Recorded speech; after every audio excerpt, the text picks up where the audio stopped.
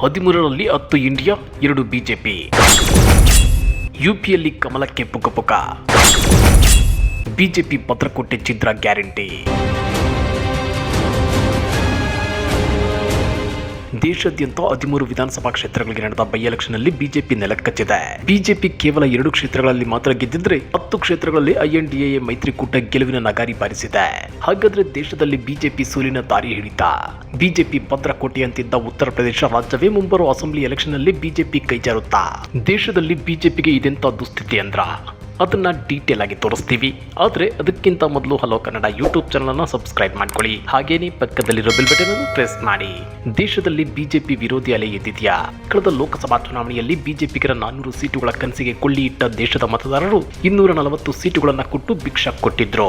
ಆದ್ರೀಗ ದೇಶದ ವಿವಿಧ ರಾಜ್ಯಗಳ ವಿಧಾನಸಭಾ ಉಪಚುನಾವಣೆಗಳಲ್ಲಿ ಐಎನ್ಡಿಎ ಒಕ್ಕೂಟದ ಪಕ್ಷಗಳು 10 ಸೀಟುಗಳನ್ನು ಗೆದ್ದಿದ್ರೆ ಬಿಜೆಪಿಯ ಎನ್ಡಿಎ ಮೈತ್ರಿಕೂಟ ಕೇವಲ 2 ಸೀಟುಗಳನ್ನು ಗೆದ್ದು ತನ್ನ ಅಸ್ತಿತ್ವ ಅಲುಗಾಡುತ್ತಿದೆ ಅನ್ನೋದನ್ನ ಸಾಬೀತು ಮಾಡಿಕೊಂಡಿದೆ.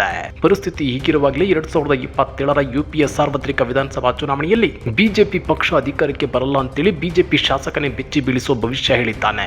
ಹೌದು ವೀಕ್ಷಕರೇ, 2024ರ ಲೋಕಸಭಾ ಚುನಾವಣೆಯಲ್ಲಿ ಉತ್ತರ ಪ್ರದೇಶದಲ್ಲಿ ಬಿಜೆಪಿಯ ಸೋಲು ರಾಜ್ಯದ ಕೆಲವು ಹಿರಿಯ ನಾಯಕರನ್ನ ಪಕ್ಷದ ಭವಿಷ್ಯದ ಬಗ್ಗೆ ಚಿಂತಿಸುವಂತೆ ಮಾಡಿದೆ.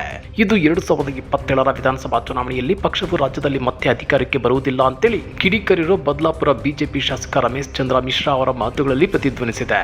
ಉತ್ತರ ಪ್ರದೇಶದಲ್ಲಿ ಸದ್ಯ ಬಿಜೆಪಿ ಪಕ್ಷದ ಸ್ಥಿತಿ ಅತಂತ್ರವಾಗಿದೆ. 2027ರ ಸಾರ್ವತ್ರಿಕ ವಿಧಾನಸಭಾ ಚುನಾವಣೆಯಲ್ಲಿ ಅಧಿಕಾರದಿಂದ ಕೆಳಗಿಳಿಯುವ ಭೀತಿ ಎದುರಾಗುತ್ತಿದೆ ಅಂತೇಳಿ 2 ಬಾರಿಯ ಬಿಜೆಪಿ ಶಾಸಕ ಮಿಶ್ರಾ ಹೇಳಿರೋ ವಿಡಿಯೋ ಸಾಮಾಜಿಕ ಜಾಲತಾಣಗಳಲ್ಲಿ ಫುಲ್ ವೈರಲ್ ಆಗಿದೆ. ಉತ್ತರ ಪ್ರದೇಶ ರಾಜ್ಯದಲ್ಲಿ ಪಕ್ಷ ಬಲಪಡಿಸಲು ರಾಷ್ಟ್ರೀಯ ನಾಯಕತ್ವ ದೊಡ್ಡ ನಿರ್ಧಾರ ತೆಗೆದುಕೊಳ್ಳುವಂತೆ ಅವರು ಒತ್ತಾಯಿಸಿದ್ದಾರೆ. भारतीय जनता पार्टी की आज की डेट में हमारी स्थिति अच्छी नहीं है. स्थिति अच्छी हो सकती है.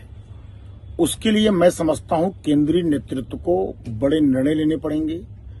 केंद्रीय नेतृत्व को जो है कहीं न कहीं उत्तर प्रदेश के चुनाव पे पूरी तरीके से फोकस करना पड़ेगा.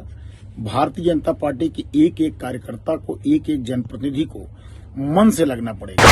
ಉತ್ತರ ಪ್ರದೇಶದಲ್ಲಿ ಸಮಾಜವಾದಿ ಪಕ್ಷದ ಮುಖ್ಯಸ್ಥ ಅಖಿಲೇಶ್ ಯಾದವ್ ಅವರ ರಾಜಕೀಯ ಭಾಷಣಗಳ ಜನಪ್ರಿಯತೆ ಹೆಚ್ಚುತ್ತಿರುವ ಸವಾಲಿನ ಕುರಿತು ಮಾತನಾಡಿರುವ ಮಿಶ್ರಾ, ಹಿಂದುಳಿದ ವರ್ಗಗಳು ಅಥವಾ ಒಬಿಸಿ, ದಲಿತರು ಮತ್ತು ಅಲ್ಪಸಂಖ್ಯಾತರು ರಾಜಕೀಯವಾಗಿ ಪ್ರಬಲವಾಗಿದ್ದು ಸಮಾಜವಾದಿ ಪಕ್ಷ ದಾರಿ ತಪ್ಪಿಸುವ ವಾತಾವರಣ ಸೃಷ್ಟಿ ಮಾಡಿದೆ.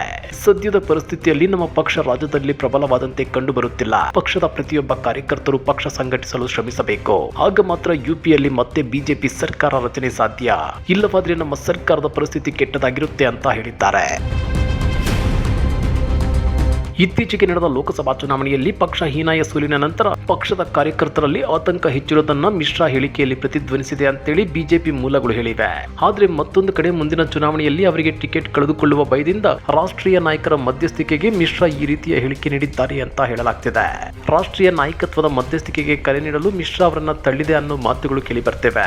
ಮಿಶ್ರಾ ಅವರು 2017ರ ವಿಧಾನಸಭಾ ಚುನಾವಣೆಯಲ್ಲಿ ಬದಲಾಪುರ ಕ್ಷೇತ್ರವನ್ನ 2300 ಮತಗಳ ಅಂತರದಿಂದ ಗೆದ್ದಿದ್ರು. ಅದು 2022ರ ವಿಧಾನಸಭಾ ಚುನಾವಣೆಯಲ್ಲಿ 1300ಕ್ಕೆ ಇಳಿದಿತ್ತು. ಹೀಗಾಗಿ 2027ರ ವಿಧಾನಸಭಾ ಚುನಾವಣೆಯಲ್ಲಿ ಮಿಶ್ರಾ ಟಿಕೆಟ್ ಪಡೆಯುವ ಸಾಧ್ಯತೆ ತೀರಾ ಕಡಿಮೆ ಅಂತ ಹೇಳಲಾಗ್ತಿದೆ. ಅದೇನೇ ಇದ್ರೂ ದೇಶದಲ್ಲಿ ಲೋಕಸಭಾ ಚುನಾವಣೆಯಲ್ಲಿ ಹಿನ್ನಡೆ ಅನುಭವಿಸಿದ ಬಿಜೆಪಿಗೆ ಈಗ 7 ರಾಜ್ಯಗಳ 13 ವಿಧಾನಸಭಾ ಬೈ ಎಲೆಕ್ಷನ್ ನಲ್ಲೂ ಎದುರಾಗಿರೋ ಹೀನಾಯ ಸೋಲು ಭಾರಿ ಮುಖಭಂಗವನ್ನುಂಟು ಮಾಡಿದೆ. ಹೀಗಾಗಿ 2027ರ ಸಾರ್ವತ್ರಿಕ ಉತ್ತರ ಪ್ರದೇಶ ವಿಧಾನಸಭಾ ಚುನಾವಣೆಯಲ್ಲಿ ಬಿಜೆಪಿ ಆ ರಾಜ್ಯವನ್ನ ಕಳೆದುಕೊಂಡ್ರೂ ಆಶ್ಚರ್ಯವಿಲ್ಲ. ಈ ಬಗ್ಗೆ ನೀವೇನಂತೀರಾ? ಕಮೆಂಟ್ ಮಾಡಿ, ವಿಡಿಯೋ ಲೈಕ್ ಮಾಡಿ, ಶೇರ್ ಮಾಡಿ. ಇಂಥ ಮತ್ತಷ್ಟು ರೋಚಕ ರಾಜಕೀಯ ಸುದ್ದಿಗಳನ್ನ ಮಿಸ್ ಮಾಡದೆ ನೋಡಬೇಕು ಅಂದ್ರೆ ಹಲೋ ಕನ್ನಡ ಯೂಟ್ಯೂಬ್ ಚಾನಲ್ ಅನ್ನ ಸಬ್ಸ್ಕ್ರೈಬ್ ಮಾಡ್ಕೊಳ್ಳಿ.